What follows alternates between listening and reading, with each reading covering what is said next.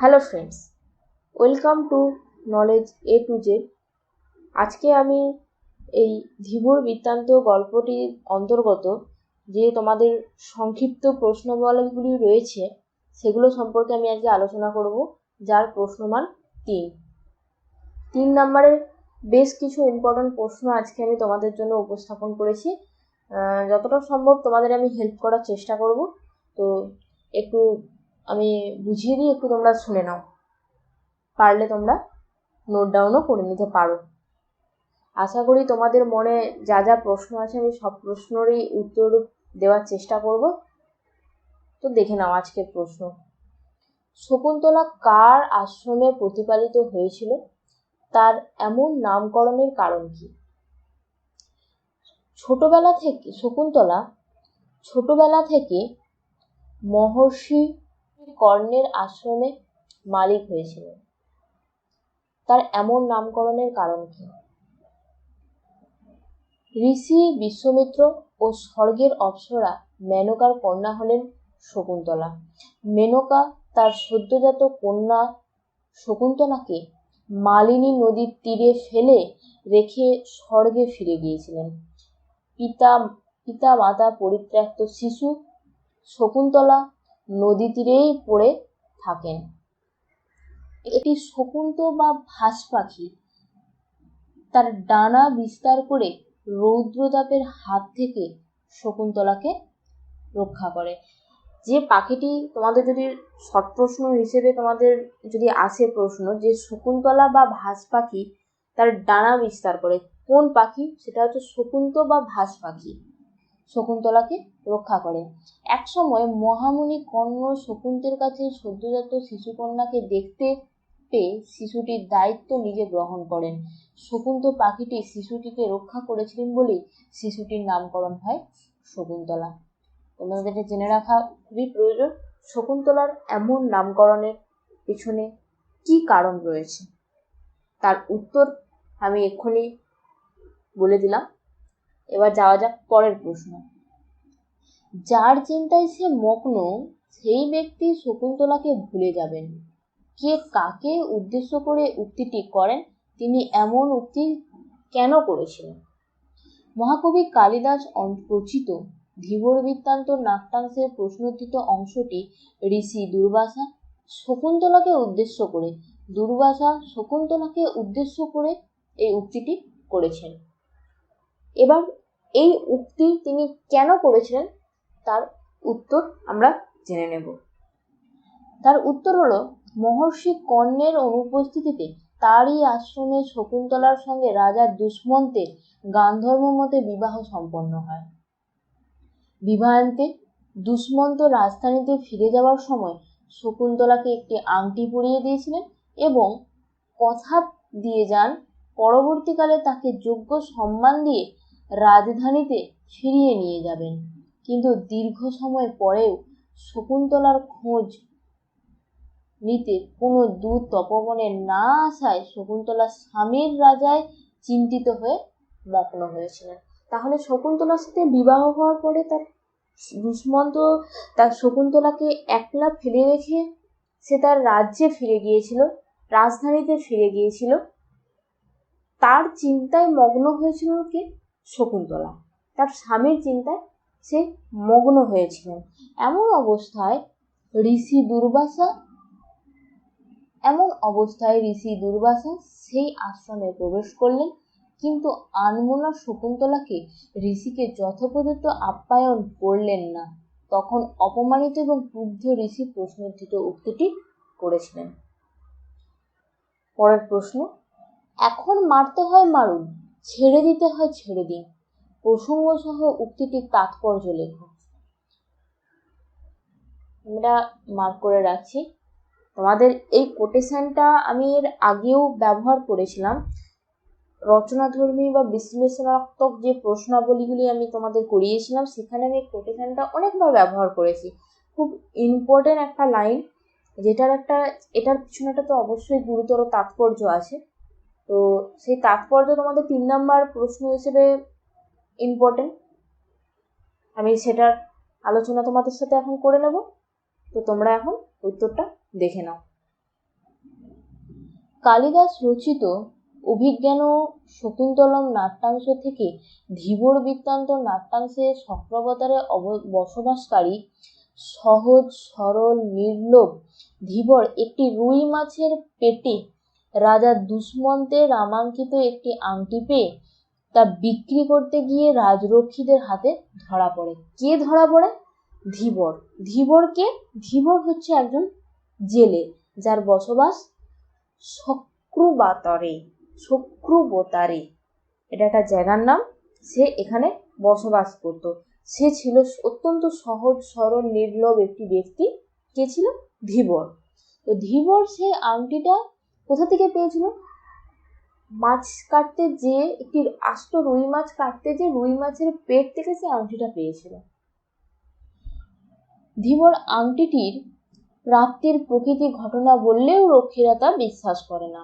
সেই প্রসঙ্গে ধীবর এই উক্তিটা করেছেন। কোন উক্তিটা? এখন মারতে হয় মারুন, ছেড়ে দিতে হয় ছেড়ে দিন। পরের প্যারায় আমি লিখেছি, প্রথম থেকে রাজরক্ষীরা ধীবরকে চোর বলে ধারণা করে। রাজার শ্যালক ধীবরের বৃত্তি নিয়ে, বৃত্তি অর্থাৎ কাজ, এক্ষেত্রে বৃত্তি মানে হচ্ছে কাজ, তার কাজ, পেশা নিয়ে বিদ্রূপ করেছেন। তবুও ধীবর বারবার তাদের প্রকৃত ঘটনা বোঝাবার চেষ্টা করেছে, কিন্তু তারা তো সেটা শুনতে নারাজ। তারা কি বলছে? তাতেও যখন রাজরক্ষীরা তার কথা বিশ্বাস করতে চাননি, তখন নিরুপায় ধীবর প্রশ্নোদ্ধৃত উক্তিটি করেছেন। পরের প্রশ্নে যাই। কিভাবে এই আংটি আমার কাছে এলো তা বললাম। বক্তাকে আংটি প্রাপ্তির বিষয়ে সে কি জানিয়েছিল?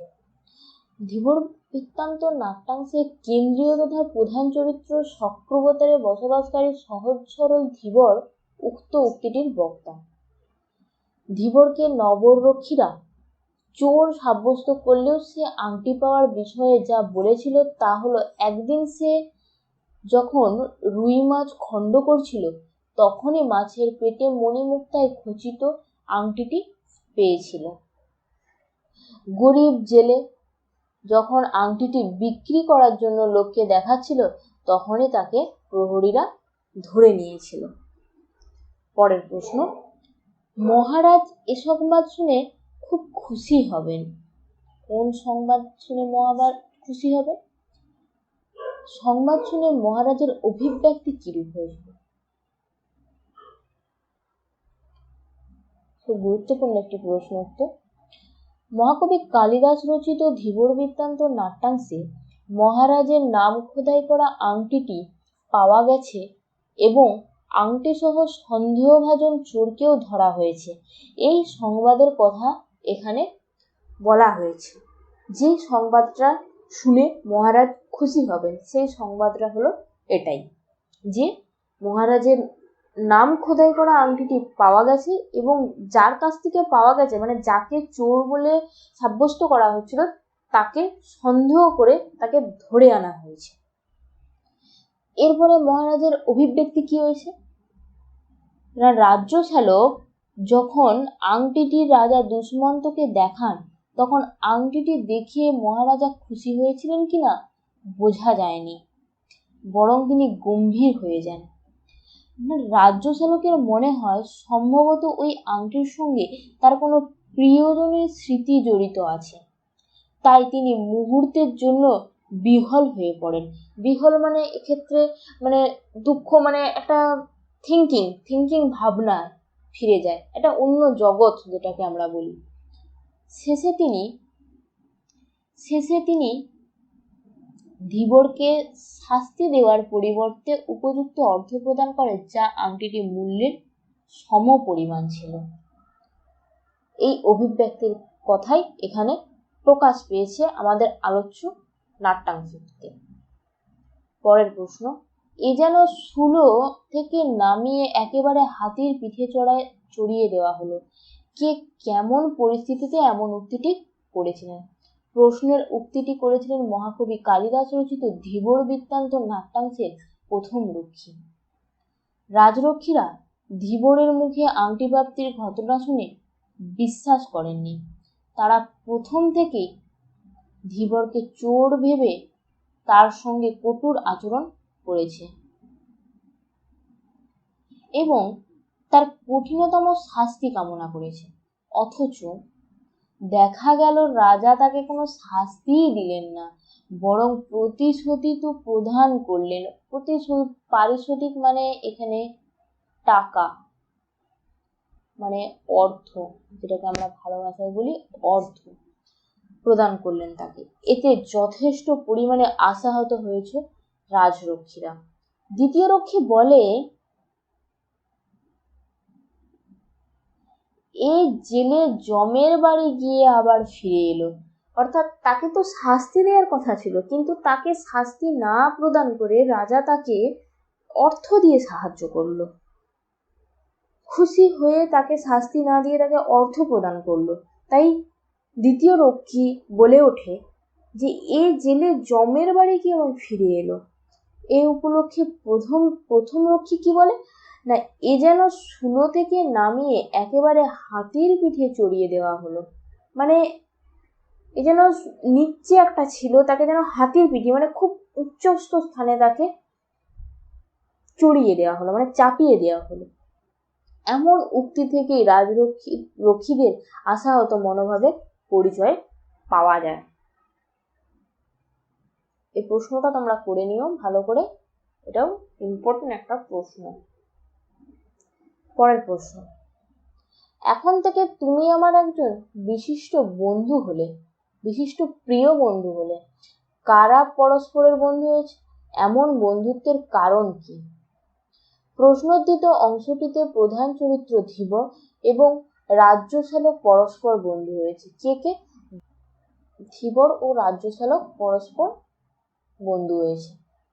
তাদের এমন বন্ধুত্বের কারণ না, ধীবরের মুখে আংটি প্রাপ্তির ঘটনা শুনে রাজরক্ষীদ্বয় এবং নাই রাজশালক বিশ্বাস করেনি সে কথা, মানে কেউই এ কথা বিশ্বাস করেনি। তাই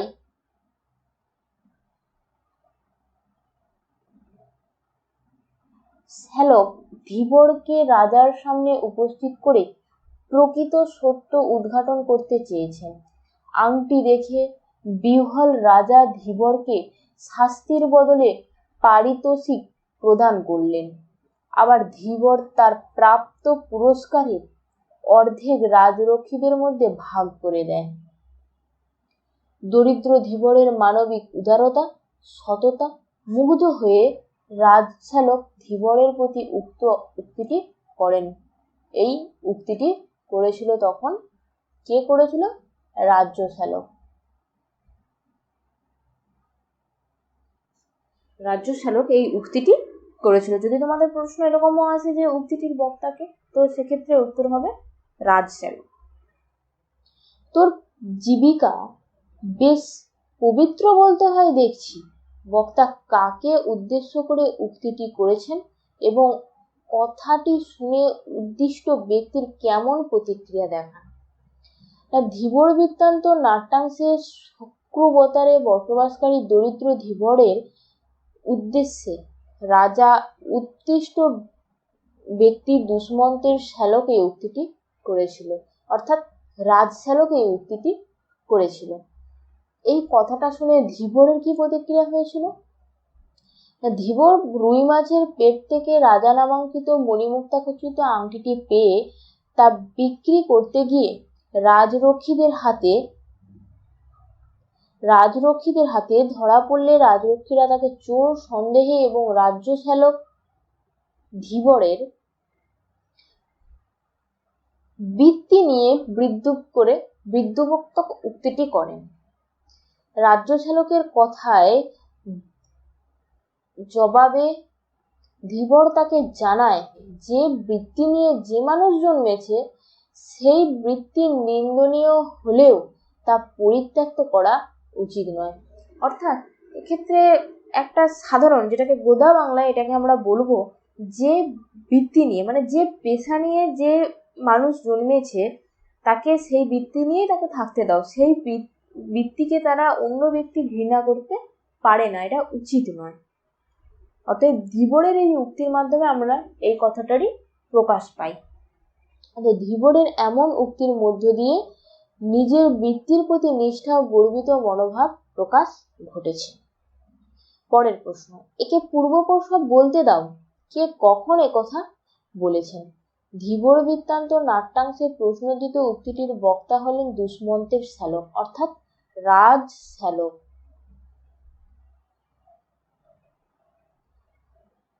চক্রবতারে বসবাসকারী প্রধান চরিত্র ধীবর একটি রুই মাছের পেটে রাজা দুষ্মন্তের নামাঙ্কিত রত্নখচিত এই আংটিটি পেয়ে তা বিক্রির উদ্দেশ্যে লোককে দেখানোর সময় রাজরক্ষীদের হাতে সে ধরা পড়ে। কে ধরা পড়েছিল? ধীবর। রক্ষীরা ধীবরকে চোর সন্দেহ করলে ধীবর বলে যে সে চুরি করেনি। প্রথম রক্ষী তাকে বিদ্রুপ করে বলে, কি বলেছিল? তবে কি তোকে সৎ ব্রাহ্মণ বিবেচনা করে রাজা এটা দান করেছেন? কে বলেছিল এই উক্তিটা? প্রথম রক্ষী বলেছিল কি, তবে কি তোকে সৎ ব্রাহ্মণ বিবেচনা করে রাজা এটা দান করেছেন? ধীবর তার বৃত্তি ও বাসস্থান সম্পর্কে বলতে চাইলে দ্বিতীয় রক্ষী তাকে বাটপার বলে তিরস্কার করে। এমন সময় রক্ষীদের উদ্দেশ্যে রাজ্যশালক উপরিউক্ত এই উক্তিটি বলেন। তো আজকে আমি তোমাদেরকে তো অনেকগুলি প্রশ্নই আলোচনা করেছিলাম, সংক্ষিপ্ত প্রশ্ন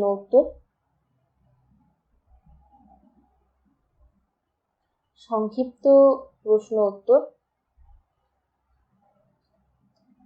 যার তাহলে প্রশ্নমান কত ছিল? 3 নম্বর।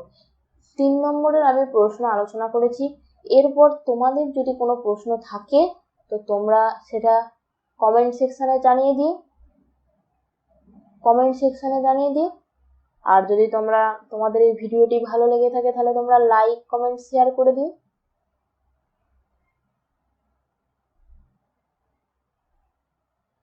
লাইক, কমেন্ট আর একটা ছোট্ট করে শেয়ার করে দিও, যাতে তোমাদের বন্ধু বান্ধবেরও সুবিধা হয়।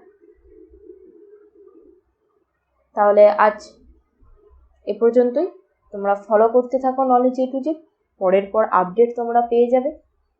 তো পরের ক্লাসে আমি ধীবর বৃত্তান্ত গল্পেরই পরে যে সংক্ষিপ্ত বা এমসিকিউ, এসিকিউ যে প্রশ্ন টাইপগুলি আছে তার সম্পর্কে তোমাদেরকে আলোচনা করে দেবো। অনেক ইম্পর্টেন্ট প্রশ্ন নিয়ে আসবো যেগুলো তোমাদের প্রয়োজনীয় বা তোমাদের লাগবে, এরকম অনেক প্রশ্নই আমি ইম্পর্টেন্ট দেখেই বাছিয়েই করাচ্ছি, যেগুলো যাতে তোমাদের একটা প্রশ্ন করলেই সব প্রশ্নের উত্তর দেওয়া যেতে পারে। যদি তোমাদের কোনো ডাউট থাকে বা তোমাদের মনে যদি কোনো প্রশ্ন থাকে তাহলে তোমরা কমেন্ট সেকশনে অবশ্যই জানিয়ে দিও। আমি চেষ্টা করবো সেই কোশ্চেনের আপডেট দেওয়ার। আজ এ পর্যন্তই, বাকি কথা পরের ক্লাসে আলোচনা করা হবে। Thank you.